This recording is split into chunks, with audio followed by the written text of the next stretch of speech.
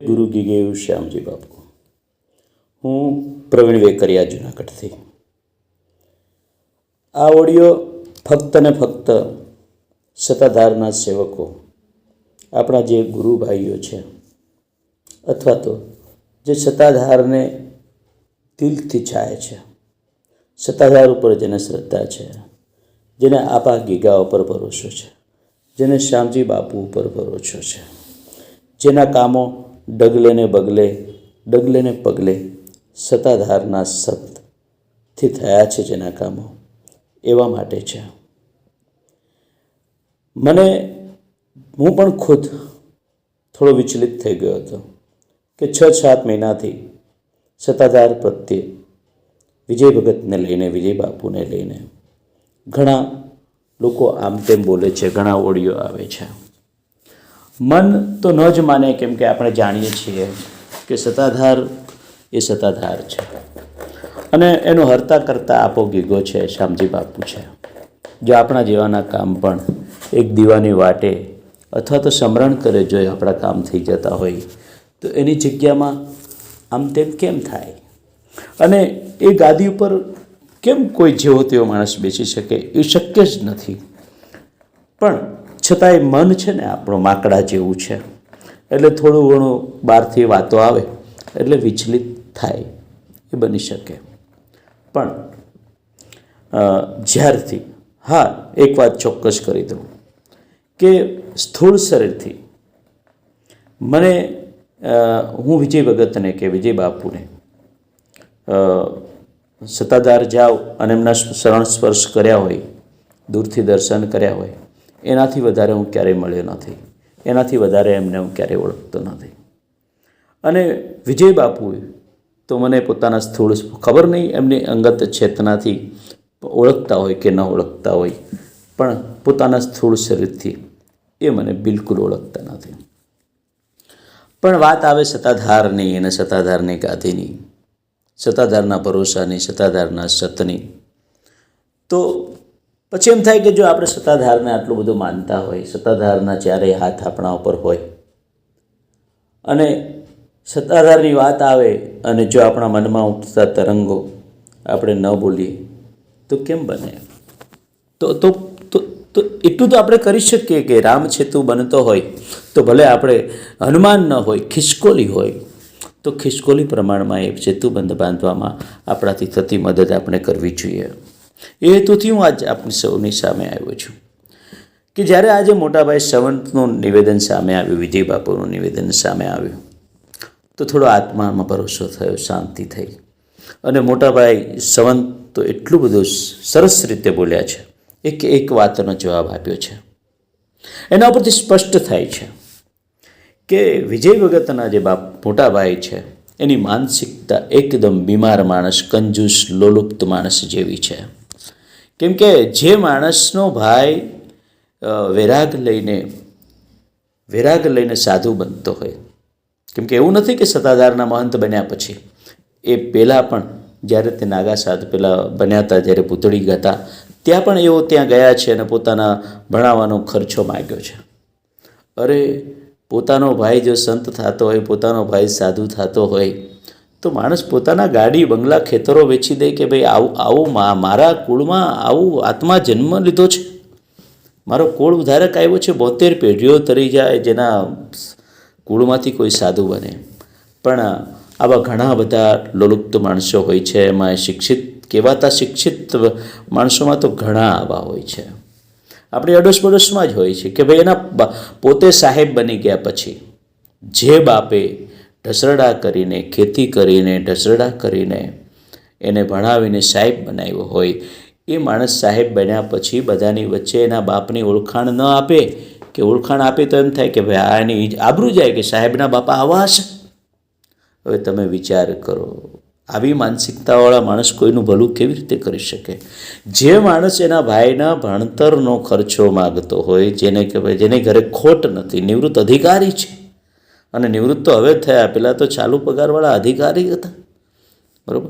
હવે ત્યારના 20-25 વર્ષથી આ માણસ જ્યારથી એણે ઈશ્વરની તરફ એને ડગલા માંડ્યા, વૈરાગમાં ડગલા માંડ્યા, સાધુતામાં ડગલા માંડ્યા, ત્યારથી આ માણસ એની પાછળ પડી ગયા છે.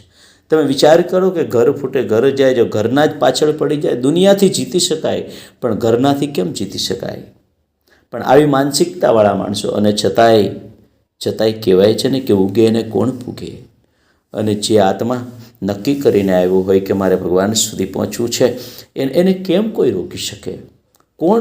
કોને જલારામ બાપાને કોઈ રોકી શક્યું? આપા ગીગાને કોઈ રોકી શક્યું? મીરાબાઈને કોઈ રોકી શક્યું? કોઈને ના રોકી શકાય. એટલે વિજય ભગત નીકળી પડ્યા અને બન્યા સાધુજી. તે છેલ્લે તો એમની પાત્રતા અનુસાર સત્તાધારના મહંત બન્યા. મહંત બન્યા પછી એક બહુ મોટી જવાબદારીઓ આવતી હોય છે. અને બીજી એક દ્રષ્ટિ જુઓ તમે કે એણે મહંત બન્યા પછી સત્તાધારનો વિકાસ ડગલે ને પગલે રાત દિવસ એણે જોયો નથી. આ 20 વર્ષની અંદર સત્તાધાર ક્યાંથી ક્યાં પહોંચ્યું. અને જે પેલા ગીધડાઓ હતા ને બધા, એ ગીધડાઓને એણે હડકાર્યા, દૂર કર્યા. એટલે એ ગીધડાઓને ખોટું લાગ્યું. ગીધડા જે પોતાની ચાલતી હતી, પોતાનો હક જમાવીને બેસવું તો બધાને કે અમારું જ ચાલે, એમ અમે કહીએ એમ જ થાય. પણ ભાઈ, આપણું ઘર હોય, 5 સભ્ય હોય, જો 5 કે એમ થાય ને તો એ ઘર કોઈ દિવસ આગળ ન આવે. એ તો બાપ હોય ને, આજો ગાંડો ગમે એવો હોય, જીતી હોય, ગમે તેવો હોય, પણ જો એક જણનું હાલતું હોય ને તો એ ઘરનો ઉદ્ધાર થાય, બાકી ઘર ડૂબી જાય. તો વિજય ભગત શિક્ષિત હતા, દીક્ષિત હતા. એટલે વિજય ભગતે થોડોક તેનો સ્વભાવ કડક કર્યો. અને નાગા સંપ્રદાયમાંથી આવતા હતા તો એનો સ્વભાવ. અને રહી વાત ગાળોની, તો ભાઈ એ ગાળો તો કોણ સાધુ, જે ખરા સાધુ છે, મુનિ બાપુથી માંડીને બાપા સીતારામનું આપણે ગમે તેનું સાંભળીએ તો બધા જ ગાળો બોલતા હતા. પણ એ જતા રહ્યા એટલે બધા સારા, અને હયાત છે એ બધા સારા નહીં. તમે વિચાર કરો કે આપણે શામજી, આ બધા જે પત્રકારો અત્યારે બધા ગીધડોની જેમ પોતાનો લાભ લેવા માટે તૈયાર થઈ ગયા છે બધા. એ વિચાર કરો કે શ્યામજી બાપુના અત્યારે આટલા વખાણ કરે છે, પણ શ્યામજી બાપુ જ્યારે જો અત્યારે હયાત હોત અને એ ફોટા જેવી રીતે પોતાની છબીમાં પોતાના ફોટા આ પ્રસાદીમાં આપતા હતા, એવી રીતે અત્યારે આપતા હોત તો આ પત્રકારો એના વિશે શું વાતો કરતા હોત કે શ્યામજી બાપુ પોતાને ભગવાન તરીને પજાવવા માગે છે, એમ જ કરતા હોત ને. કેમ કે અત્યારે સમય અલગ છે, જ્યારે શ્યામજી બાપુ હતા ત્યારનો સમય અલગ હતો. અને બીજી વાત કે બધાને જો દૂર રાખવા હોય, બધાને જો પોતાનું કામ કરવું હોય તો બધાને જે પરાણે જબરજસ્તીથી ઘૂસી આવતા લોકોને દૂર રાખવા પડે. અને આવું બધું હોય ને ભાઈ, ગોળ હોય ને ત્યાં મકોડા બહુ આવે. એટલે મકોડા માટે બોર્ડર તો બનાવવી જ પડે. મકોડા માટે બોર્ડર તો બનાવવી જ પડે. પણ એ તો સમજાય એને સમજાય. પછી 2-3 નિવેદનો આવ્યા છે બીજાના. એક પેલા બાપુ છે કોઈ ભાલકા તીર્થના. હવે એમાં બિલકુલ તથ્ય નથી. એ બાપુને ખુદને કાંઈ ખબર નથી. બાપુને તો બસ ખાલી એક અંદર દ્વેષ છે કે હું ગયો ને મને જવા ન દીધો, જીવરાજ બાપુને મળવા ન દીધો. ભાઈ, અત્યારે તમે દવાખાનામાં જાઓ, આઈસીયુમાં માણસ હોય કે અંદર હોય તો ડૉક્ટર એના સગા પત્નીને, સગા દીકરાને કે સગા બાપને પણ જવા નથી દેતા. તો એના પર આરોપ લગાવશું. અને બધા આવીને એવી રીતે બધા બીમાર માણસને ખબર પૂછે, એને અંતર પૂછે, એને બોલાય કરે, એને પેલું કરે, તો એ માણસ સાજો ક્યારે થાય? એના માટે એક પ્રોટોકોલ કરવો જ પડે, કવર કરવું જ પડે. હા, કોઈ એવું આરોપ લગાવતા હોય કે જવાબદાર સાધુ હોય કે મુક્તાનંદ બાપુ આવ્યા અને વિજય બાપુએ ના પાડી દીધી કે જીવરાજ બાપુને નથી મળવાના, શેરનાથ બાપુ આવ્યા અને વિજય બાપુ ના પાડી દે કે ભાઈ નથી મળવાનું, એવા કોઈ જવાબદાર વ્યક્તિ આવે, કોઈ એવા ડૉક્ટર આવે, પણ ડૉક્ટરો પણ 2 હાજર હતા ત્યાં સતત, બરાબર છે, કોઈ એવા જવાબદાર વ્યક્તિ આવે ને એને મળવા ન દે તો બરાબર છે. હવે આંડું ફાંડું બધા ગયા તો બધાને, હવે સત્તાધાર એટલે કેવડું ધામ અને ત્યાં આવવાવાળો વર્ગ કેવડો. હવે આ અમિતાભ બચ્ચનના આટલા બધા ચાહકો છે તો એ દવાખાનામાં હોય તો બધા ચાહકોને મળવા જવા દે. એટલે એ શક્ય નથી. વાસ્તવિકતા સમજવા જેવી છે. રહી વાત ગીતાબેનની, તો ગીતાબેનનો જવાબ મોટાભાઈ સંવંતે બહુ સરસ રીતે આપી દીધો છે કે વિજય બાપુ તો એ પછી આવ્યા, એ પહેલાં 4 વર્ષ પહેલાંથી ગીતાબેનનો બંગલો ત્યાં છે. તો પછી બધી જ વાત સમજાય એવી છે, કોઈ વાત એવી નથી. હા, એક જ વાત ખાલી સાબિત થાય છે, હજી થાય નહીં થાય તો ખબર નથી, કે ભાઈ વિજય બાપુનો સ્વભાવ કડક છે. ક્યારેક ગાળો બોલી દીધા હશે, કોઈને મારી દીધા, માર્યા પણ હશે, પણ એ માટે ગાંડાઓને પ્રેમ પણ કરે છે ને.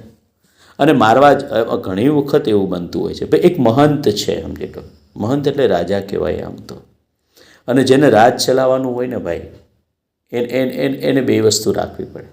આ રાજા નથી, આ તો મહંત છે. પણ ત્યાં જે કોઈ નડતર રૂપ માણસ આવતા હોય, જે કાર્યોમાં નડતા હોય, બીજાને નડતા હોય અને સીધી રીતે ન માને તો એને અડધૂત કરવા પડે. હા, એક વચ્ચે એક ભાઈએ વિડીયો મૂક્યો હતો કે કોઈ બાજુના ગામમાં એક નાના એવા સાધુને એ બે માણસનો ફરિયાદ હતી કે અમને કાઢી મૂક્યા રસ્તો પેલામાંથી ભંડારામાંથી ને એમને ઝાપટ મારી લીધી. પણ હવે તમે 200-500ની લાલચમાં પરાણે ઘૂસી જતા હોય, વ્યવસ્થામાં અડચણરૂપ થતી હોય, તમને દૂર બેસવાનું કીધું હોય કે બીજી પંગતમાં બેસવાનું કીધું હોય, તમે બેસો નહીં અથવા બહાર બેસવાનું કીધું હોય તો બેસો નહીં, કોઈ વાતમાં સમજતા ના હોય, એટલું બધું કાર્ય લઈને ત્યાં માણસ બેઠા હોય, તમને કંઈ પગ પકડીને થોડો સમજાવે, ન સમજાવે તો ક્યારેક હાથ ઉપડી પણ ગયો હોય, આપણને ખબર નથી, ન ઉપાડ્યો હોય પણ કદાચ ઉપડી પણ ગયો હોય, તો શું થયું? હવે બધાને કંઈ પગે લાગીને સમજાવીને બધું કાર્ય થશે? તમે વિચાર કરો કે આપણા જેવા દીક્ષિત માણસો, શિક્ષિત માણસો, આપણે આપણી જાતને શિક્ષિત સમજીએ છીએ, આપણા જેવા શિક્ષિત માણસો પણ જ્યારે કોઈ પ્રસંગ હોય, જ્યારે કોઈ ભંડારો હોય, લગ્ન હોય અને જમણવાર ચાલુ થાય ત્યારે આપણે પણ સભ્યતાથી વ્યવસ્થિત લાઇનમાં નથી ઊભા રહી શકતા. પ્રસાદી માટે, જમણવાર માટે પડાપડી કરીએ છીએ અને વ્યવસ્થાપકોએ આપણી ઉપર ત્યારે પણ શબ્દનો પ્રહાર કરવો પડે છે, બૂમો પાડવી પડે છે, આપણને લાઇનમાં વ્યવસ્થિત ઊભા રાખવા પડે છે. તો આપણે શું પશુ છીએ? નહીં, પણ છતાંય આપણે પશુ જેવા એ વખતે થઈ જઈએ છીએ અને પેલા વ્યવસ્થાપકોને અડચણરૂપ થાય છે. તો જો આપણા જેવા શિક્ષિત માણસો એવું કરતા હોય તો અહીંયા તો 18 વર્ણના લોકો અને બધા જ સ્વભાવના માણસો આવે છે. તામસી, રાજસી, સાત્વિક બધા જ આવે છે, બરાબર. તો તામસી માણસ જો જ્યારે આવતા હોય ત્યારે તામસી માણસ ન સમજે તો એને સમજાવવા માટે બીજું શું હોઈ શકે? બની શકે આ બધું હોય તો આ બધા મોટા આરોપો નથી, પણ એની સાથે એના ગુણો જુઓ, સદ્ગુણો જુઓ, એ છે. એ સિવાય બીજી કોઈ હું વાત પરચાની નથી કરતો. બાકી તો લોકો એવા લોકો છે કે એવી વાતો આપણને કરેલી છે કે અમે તો વિજય ભગત પાસે અમે ગયા તો અમે અહીંયાથી નીકળ્યા તો એને ઓલરેડી એ વાતની ખબર હતી. પણ એ બધી છે ને કે અત્યારે આપણે વાતો કરીએ તો એ બધી અંધશ્રદ્ધા જેવી વાતો આ બધા શિક્ષિત લોકો એવું માને અને એની આડઅસર થાય. બીજી વાત રહી વાત, હું જેને વિભૂતિ માનું છું અને સંત જેવો માણસ માનું છું એવો જગદીશ મહેતા કંઈ પણ બોલે એટલે પહેલાં વિચારવું પડે કે એની ભાષામાં ફરક ન હોય. પણ જગદીશ મહેતાનો એક શબ્દ આજે મને બિલકુલ પસંદ ના આવ્યો, કેમ કે એણે એવું કીધું કે વિજય બાપુ આવીને હાથમાં ધૂપેલું લઈને એમ કહી દે કે મારે ને ગીતાબેનને કાંઈ સંબંધ નથી, એટલે વાત થાય પૂરી. પણ જગદીશભાઈ, આ કળયુગ છે, વાત પૂરી ન થાય. તમે જેટલા ઝૂકો એટલી આ દુનિયા ઝુકાવે, થૂક છટાવે અને ધૂપેલી તો શું, કદાચ આપા ગીગા આવીને એમ કહે ને કે આ વિજય બાપુ નિર્દોષ છે તોય આ દુનિયા માને નહીં. એ તો પુણ્યકર્મ કંઈક હોય. આ મોરારી બાપુને જ્યારે વિવાદ થયો તો ત્યારે એણે કેટલું બધું કર્યું. પછી તો એના નસીબ કે પેલા પપ્પુભા વચ્ચે આવી ગયા અને એના હિસાબે બધું અડિયો દડિયો ત્યાં વયો ગયો. ખરેખર નહીં તો માણસ માને નહીં, સમજે નહીં કોઈ વાતમાં. તમે એમ કોઈ માફી માગી લઈ, હાથમાં ધૂપિયું લઈને તો 2 જણા શ્રદ્ધાવાદી હોય એ માની જાય, પણ બીજા છે એ જે ધોતી કાઢવાવાળા છે થોડા માને. એનાથી ત્રીજી વાત કે ભાઈ વિજય બાપુ છે એ નાગા સાધુમાંથી આવે છે અને જેને ખબર ન હોય એને જાણી લેવું જોઈએ કે નાગા સાધુ બનવા માટે દીક્ષાની જે પ્રક્રિયા હોય એ શું હોય. એ પ્રક્રિયામાંથી પાર થયા પછી શું? પછી કોઈ આરોપ બાકી રહે છે? અને જો છતાંય તમે ક્યારેય વિજય ભગતને એના માટે મજબૂર કરશો તો પછી તમે વિજય ભગત જેવો માણસ આ દુનિયામાં ફરી પાછો ક્યારેય મેળવી શકશો? વંદન છે. મને તો ખરેખર સત્તાધારના જગ્યા ઉપર શ્રદ્ધા છે, આપા ગીગા ઉપર શ્રદ્ધા છે, શ્યામજી ઉપર બાપુ ઉપર શ્રદ્ધા છે અને એના જ આધારે મને આજ આટલી વાત કરવાનું મન થયું. ભૂલચૂક માફ કરજો, પણ આપ સૌ સત્તાધારના સેવકોને ખાસ નમ્ર નિવેદન છે કે અડગ રહેજો. જય ગુરુ ગેબી, દાન કે ગયું શ્યામજી બાપુ. અને હા, એક વાત રહી ગઈ કે કહેવાય છે કે કરોડોની આવક સત્તાધારને ક્યાં જાય છે. તો તમે જુઓ કે આ 20 વર્ષમાં વિજય બાપુએ જે ડેવલપમેન્ટ કર્યું છે, સત્તાધારનો જે વિકાસ કર્યો છે, સત્તાધારમાં જે બિલ્ડિંગો, ગૌશાળાઓ, આ તે જે કંઈ કર્યું છે, એનો ખર્ચ પણ કેટલો છે. આપણે એક નાનું એવું ઘર તો બનાવી જુઓ, બસ આટલામાં સમજી જાઓ. જય આ ભાગીગા, જય શ્યામજી બાપુ, જય સતનો આધાર સદાધાર.